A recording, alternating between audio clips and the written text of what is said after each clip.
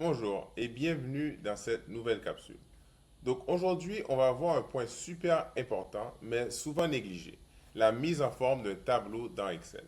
Donc avoir de bonnes données, c'est bien, mais avoir des données claires, lisibles et bien présentées, c'est encore mieux. Parce que lorsque vous allez présenter, par exemple, votre fichier Excel à un collègue, à un ami, à votre patron, c'est hyper important que votre donnée soit claire, bien formatée et facile à comprendre. Donc, je vais te montrer comment formater ton tableau à la main, puis comment faire la majorité du formatage automatiquement à l'aide d'un outil super utile dans Excel. Donc, on va utiliser un exemple concret pour mieux comprendre tout ça. Parfait. Donc là, on est dans Excel et on est dans le tableau que j'avais initialement introduit au début. Donc là, on a un tableau qui est en tant que tel non formaté. On peut comprendre plus ou moins ce qui se passe dedans, mais à certains endroits, on a la difficulté à lire. On n'est pas trop sûr c'est quel genre de données qu'on a. Donc, on va vouloir la formater. Donc, je vais vous montrer deux façons. Donc, la première façon d'une manière manuelle, si on veut, et de deuxième côté, d'une façon automatique.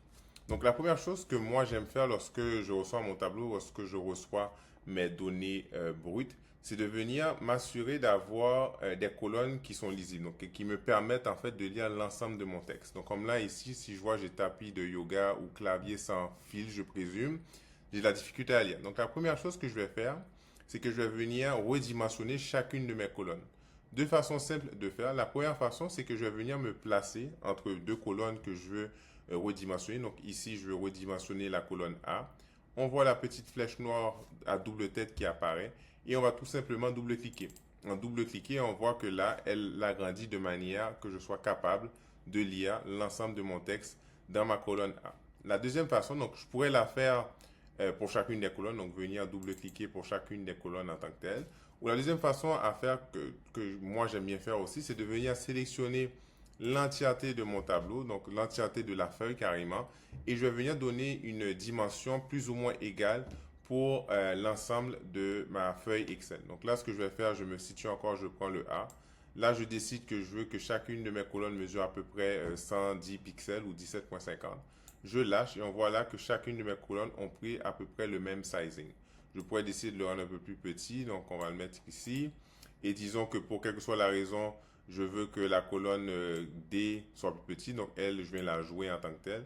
Donc je peux vraiment venir jouer. Donc là, ce que je peux comprendre, c'est que le formatage de ma colonne, donc je suis vraiment capable de venir voir clairement mon texte qui se situe dans mon tableau.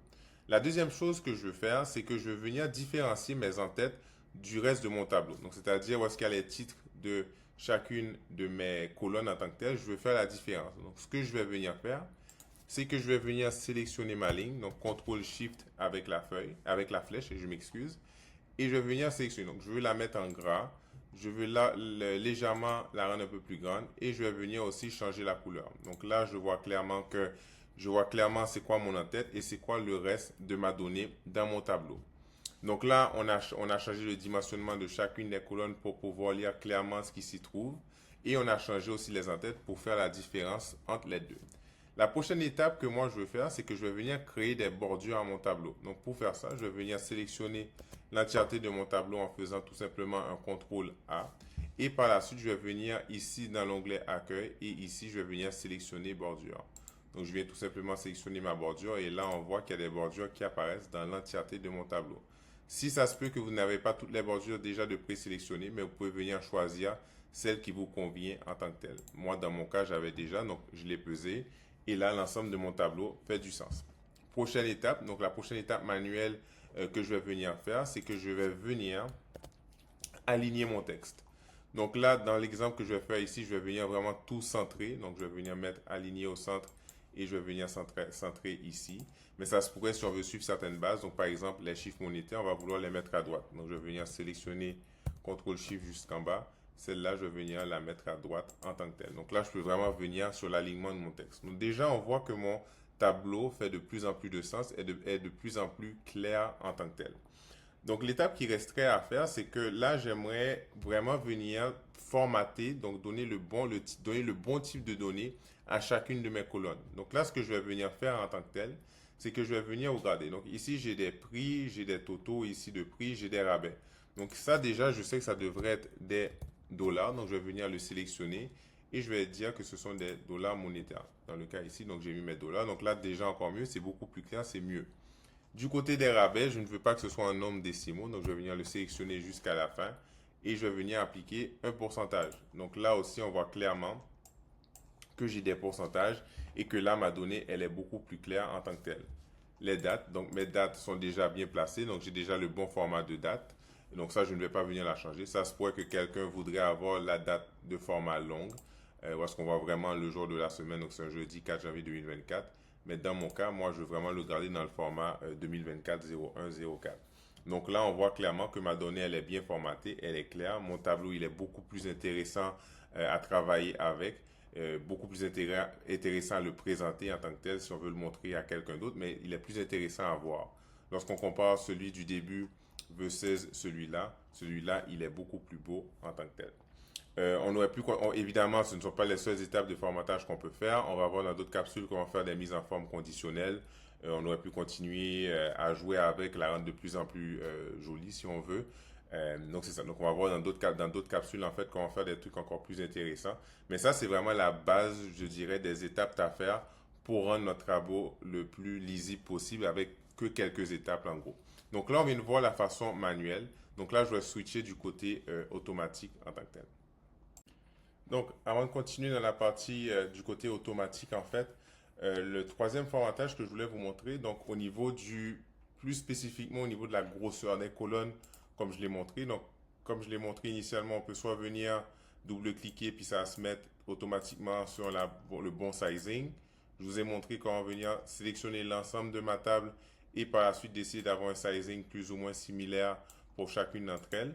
Mais la troisième façon de le faire, qui est hyper intéressante aussi, c'est de venir avoir le sizing, si on veut, parfait pour chacune des colonnes en tant que telle. Donc, elle va regarder le plus gros texte qui se trouve dedans et venir donner ce sizing-là en tant que tel. Donc, c'est un peu une combinaison des deux premières façons.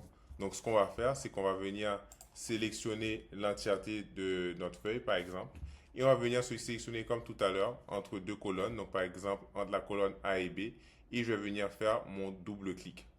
En double-cliquant, ce qu'elle vient faire ici, c'est qu'elle vient donner le sizing parfait pour chacune de mes colonnes, dépendamment de la grosseur du texte ou du plus grand texte, en fait, qui se trouve dans une des cellules de la colonne.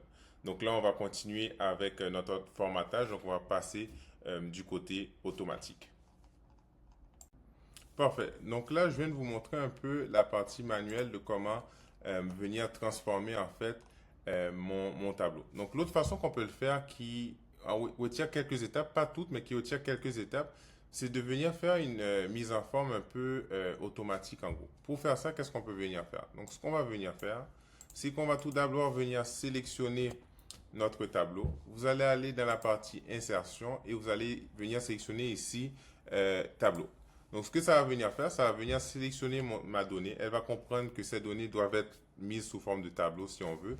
Et moi, je vais mettre le petit crochet ici pour dire que mon tableau comporte des entêtes. Donc, elle va venir comprendre que juste au-dessus, donc la première ligne, en fait, c'est la ligne qui comporte les titres de mon tableau dans Excel. Donc, je vais faire OK. Donc là, déjà, on voit une certaine différence. Donc, où est-ce qu'elle vient ici mettre une différence au niveau de mes titres. Donc, elle les a mis en gras. On voit qu'une certaine couleur bleu foncé a été appliquée à l'arrière en tant que telle. Donc, c'est quand même super clair. On voit la différence entre l'entête versus la donnée. Vous allez aussi voir qu'au niveau des onglets, qu'il y a un nouvel qui s'est ajouté. Donc, l'onglet tableau est venu s'ajouter, qui va nous permettre de faire certaines petites affaires supplémentaires si on souhaite de le faire. Donc, moi, ce que je vais venir tout simplement faire, c'est que, bon, je ne veux pas en bleu, je vais venir sélectionner en noir.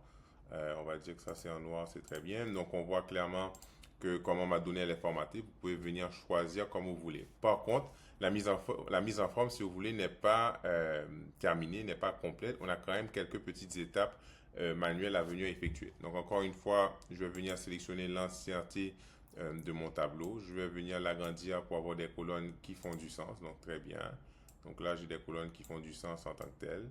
Je vais venir encore une fois formater pour les mettre avec le bon format de données dans le cas ici. Donc ça, ce sont des dollars. Ça, ce sont des pourcentages. Parfait. Donc là, on est venu voir qu'on a des pourcentages. Les dates sont déjà bien.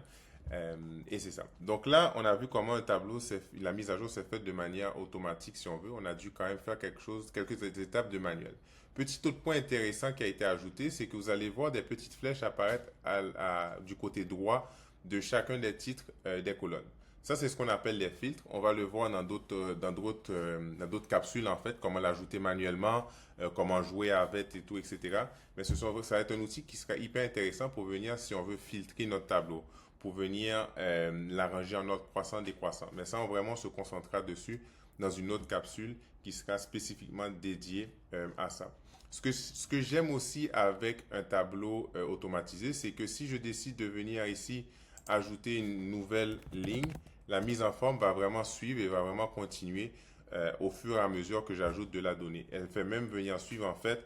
Ici, j'avais un calcul qui avait été effectué, donc je multipliais tout simplement la quantité par le prix unitaire. Donc là, elle va comprendre que c'est une nouvelle ligne et elle va suivre exactement la même logique. Donc là, je viendrai mettre 2, 3 par exemple pour 40 dollars. Donc là, on voit que le styling, il a continué. 4 fois 1, ça donne 120, donc très bien. Donc là, ça s'est appliqué. Donc ça, c'est quelque chose qui est quand même hyper intéressant avec une mise en forme automatique. C'est qu'elle va comprendre que mon tableau va continuer au fur et à mesure que j'ajoute des lignes et elle va vraiment venir garder du styling en tant que tel. Tandis que du côté manuel, ce n'est pas toujours le cas. Donc là, je vois que j'ai ajouté test. Donc là, on voit que le signe n'est pas exactement pareil. Donc là, on voit qu'elle a ajouté une ligne. Très bien. Là, je n'ai pas nécessairement en fait la formule qui a suivi dans mon cas qui est ici. Donc si je venais, je mets 2, 3 ici, puis là, je mets 50 dollars. Là, donc, là, on voit que la formule ne s'est pas automatiquement faite, donc je ne vois pas de 150. Donc, soit je dois venir ici, faire le double-clic, la recopier, donc là, je dois recopier. Donc, j'ai comme des étapes supplémentaires et ça peut créer des petits oublis, surtout lorsqu'on a un gros tableau. Ça peut créer certains oublis, en fait, que j'ai oublié de copier ma formule ou de faire telle ou telle étape.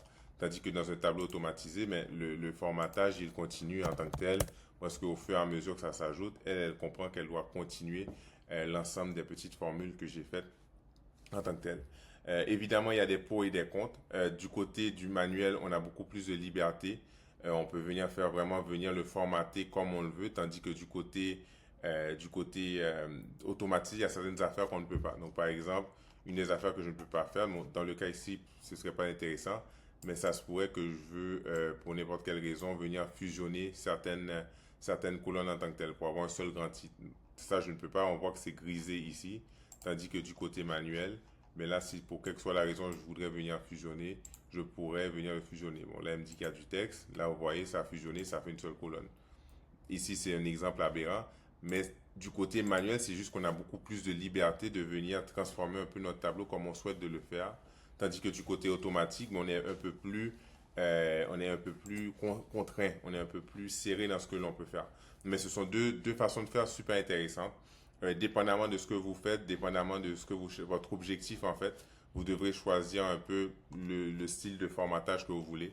L'important en fait, c'est de vraiment venir et d'en faire une, d'avoir un tableau propre, facile à lire, facile à utiliser, que ce soit pour vous ou pour un utilisateur en tant que tel.